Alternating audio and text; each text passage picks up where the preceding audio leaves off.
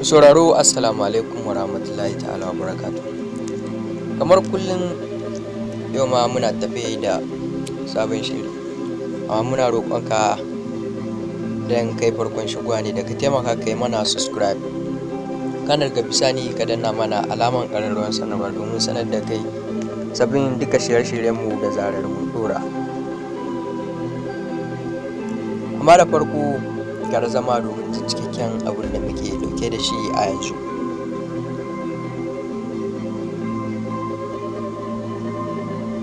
Kamar kullum a yau zan ƙara kawo muku wani sabon salon gamsar da juna tsakanin ma'aurata da yawa da cikin ma'aurata na kuskuren kusantar iyalinsu lokacin da take al'ada watan period da nake nufi a nan ba wai ku jima'i ba lokacin al'ada, saboda ko ya san haramun ne a addinin musulunci. Amma abin da nake nufi shine wasanni masu gamsarwa tsakanin ku uwar gida bai zama lalle ta hanyar jima'i zaki iya gamsar da oga ba. Idan kina al'ada ga hanyoyin da zaki bi ki gamsar da oganki.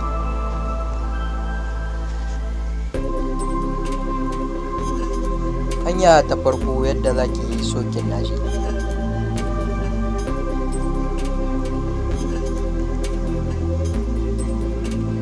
Da farko zaki bi duk wata hanya da kika san mijinki idan kika yi zai sa shi filin sosai, ki biyo don yi mishi tun daga kansa har ki gangaro wajen azzakarinsa. To ɗan uwa, na san ba kowace mace za ta iya ba, amma idan har kin fahimci mijinki hakan ya fi so, ki kokari ki daure ki yi mishi. Daga kin yi sau ɗaya to shikenan kin gama wahalar, daga ranar kin zama 'yar gari.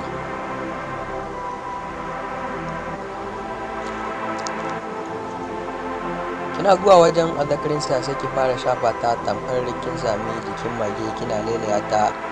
Yar uwa, ki dan da kina da zaitun ki shafe ta da shi tun daga sama har ƙasa, sai ki kai bakinki daidai kan gulayensa ki fara lasa da harshe kina tsotsar gulayensa, domin a nan sperm abin da ake kira a Hausa mani ke taruwa. Kina tsotso har ki zo kan da to zaki kai ta bakinki tamkar kina tsotsar alawa, kar ki haɗi yawo. Ki tara shi da shi ne zai taimaka miki, ke ma shi ma zai taimaka mishi ya ji tamkar ana ses ne.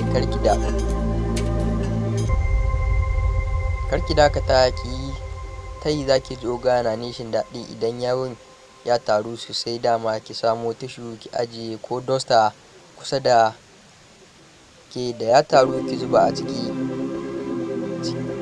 Ci gaba da aiki har sai kin tabbata oga ya release.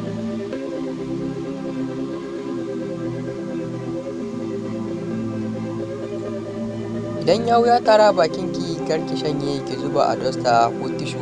Idan releasing ɗaya yake to kin sani, idan har ma 10 yake ci gaba har sai ya ce miki ya isa haka, to sai ki je kuma ki brush. Hanya ta biyu,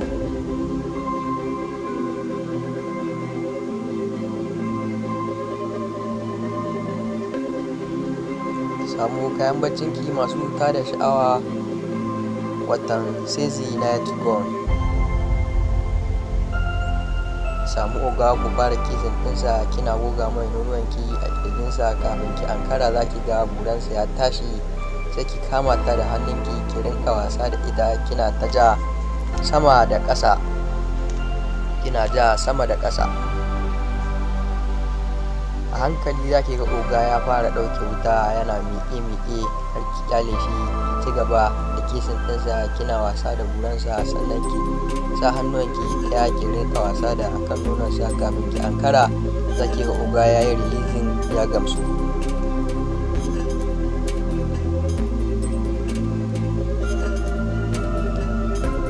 Ki ta wasa da gulayensa. Uwar gida ne mai zumarki ki ajiye kusa da ke, ki rinka zuba akan buransa, kina lashewa har zuwa gulayensa. Kina haka kina shafa maransa da kan nononsa a haka har sai ya yi releasing. Amma wannan sai kin jure idan zaki gaji kafin ya yi releasing, amma zai ji daɗi idan kika yi mai haka, kuma zai sa miki albarka wacce ba kya taɓa tunani. Idan kuka fara wasa da oga kika ga buransa ta miƙe sai ki cire rigarki ki sa buransa a tsakanin nonuwanki, sai hima oga ya rinƙa yin sama da ƙasa kamar ya rinƙa yin saduwa ne da ke daga baki. Lokacin da buransa ya kawo sama wurin bakinki sai ki fito da harshenki ki rinƙa lasar kan buransa, shi kuma oga ya rinƙa shafa nonuwanki har sai ya yi releasing. To mai sauraro anan muka zo ƙarshe, amma muna ƙara sanar da kai da tunatarwa, muna roƙonka da idan kai farkon shigowa ne da ka taimaka ka yi mana subscribe, sannan daga bisani ka danna mana alaman ƙararrawar sanarwa domin sanar da kai sabbin shirye-shiryenmu da zarar mun ɗora a koda yaushe. Mun gode.